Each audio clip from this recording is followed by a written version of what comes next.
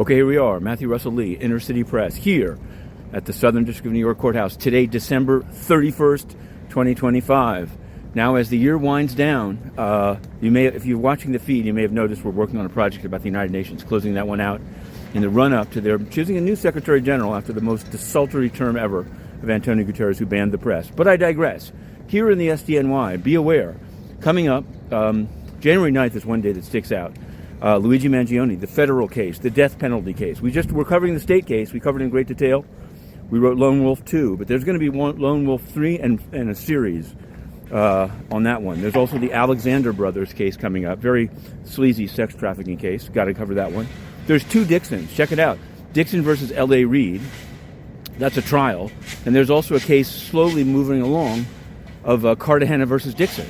That's Fat Joe, if you're paying attention. On the crypto front, will the Peraire-Bueno brothers be retried? The government is against a amicus brief by the DeFi Education Fund. Can't really figure that one out.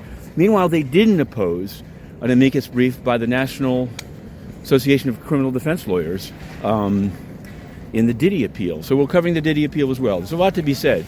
As we turn the corner, let's go financial. I believe that in 2026, Fair Finance Watch will be more active than ever. Why?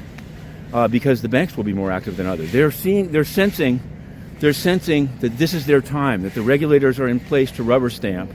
Things may change after November, and so they're going for it now. In fact, proof of the pudding is that even in this relatively lull-like week, I'm going to show you Flushing Bank, actually.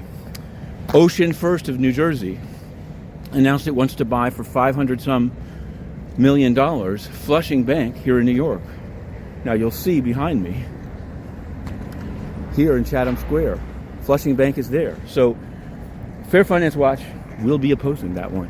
OceanFirst had a redlining settlement in 2021. It's been erased, but the record has not improved. So there's that. We'll be also looking on a more thematic basis, as we've begun on 5/3 Comerica, which is yet to be approved and shouldn't be, to be looking at banks' rush without sufficient regulation into AI.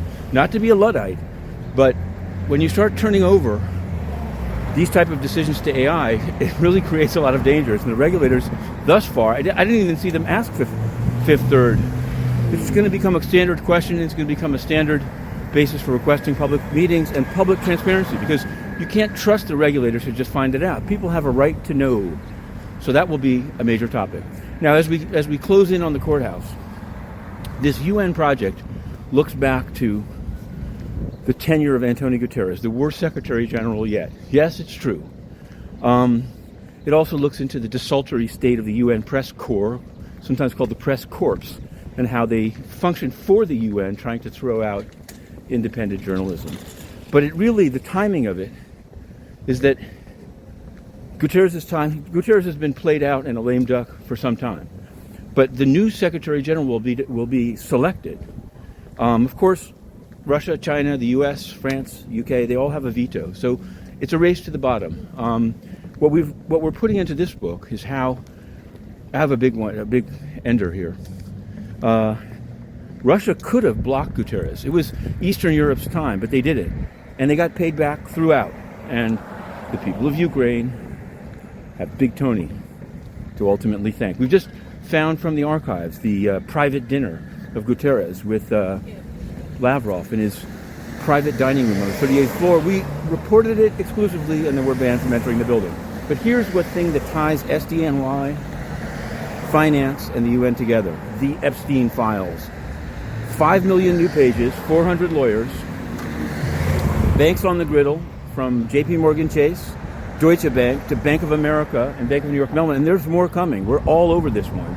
And the UN's disgusting role in all of this, in not only sex abuse by its peacekeepers, but Antonio Guterres' representation of one of only 5 seats he controlled on Ghislaine Maxwell's Terramar board, after the UN allowed Maxwell to use the UN to quote-unquote rehabilitate herself.